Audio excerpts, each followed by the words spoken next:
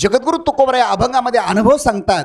काहीला परमार्थाचा अनुभव आहे, काहीला संसाराचा अनुभव आहे, काहींचा अनुभव संसाराचा अनुभव उत्कृष्ट सांगतात. पण महाराज सांगतात संसाराचा अनुभव निकृष्ट आहे आणि परमार्थामधील अनुभव उत्कृष्ट आहे. आज प्रचंड जनसमुदाय, आज आपण 5 ते 5.5 हा समाज आहे. ऐका, आज संसारामधील आज प्रत्येकजण आपण सुख भोगतोय.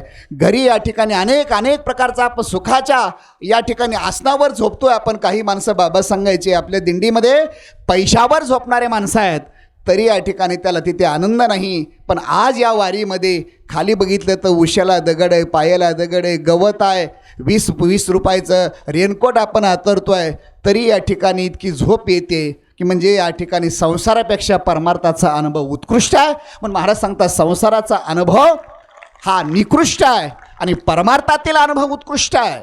मला हे चिंतन थोडं करायचं आहे. काहींचा अनुभव सुखाचा आहे, काहींचा अनुभव दुःखाचा आहे. अर्थात संसाराचा अनुभव हा सुखाचा नाही तर दुःखाचा सज्जन हो, आणि परमार्थामधील अनुभव सुखाचा आहे. मला अजून पुढं थोडं चिंतन करायचं आहे. तिसरा भाग आहे, काहींचा अनुभव मर्यादित आहे पण परमार्थामधील अनुभव विश्वापुरता व्यापक आहे. संसारामधील अनुभव दुःखाचा आहे. प्रत्येकजण विचारा, गल्लीपासून दिल्लीपर्यंत विचारा, प्रत्येकाला माझी भाषा नाही आहे